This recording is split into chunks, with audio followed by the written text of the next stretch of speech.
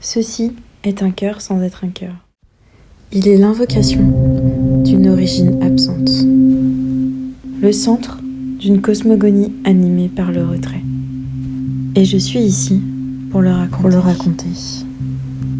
Il y avait une entité matricielle nommée la Kora. Elle était une forme sans forme, et ce faisant, elle pouvait les accueillir toutes.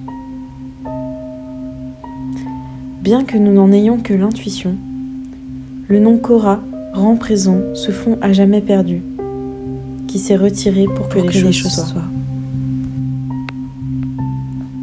Comme la Kora, le cœur est une cavité. Son battement exige un évidement primordial, une diastole première. Le monde était issu de ce cœur, battant dans son retrait. Un monde ouvert par le vide, où la circulation, et donc la vie, était rendue possible par l'absence, par la présence de cette matrice évidée qu'est la Kora.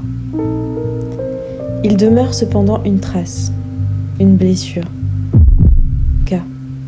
Corps, la première pulsation, la systole, l'envoi.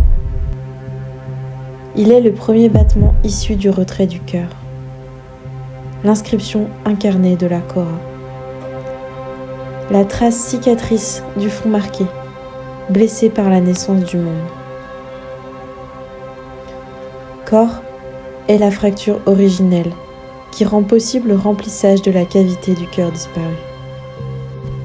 Corps n'est pas un nom, c'est un battement de cœur sculpté dans la langue et qui donne le tempo du monde, l'impératif d'exister dans l'envoi pur, sans repli. Ce que je vous raconte est le début de la cosmogonie du chaos pulsé.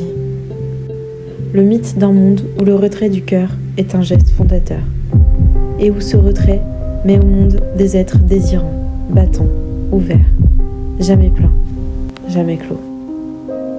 Être à l'écoute de ce mythe, c'est être à l'écoute de l'écho du cœur retiré. C'est comprendre que le monde est formé depuis cette résonance. C'est accepter que c'est ce qui nous manque qui nous fait être. Et que l'abîme est matriciel. Je pourrais encore vous raconter comment, de cette faille, est né le chant, et comment celui-ci s'est retourné vers sa propre origine. Mais le mythe doit d'abord s'inscrire en vous.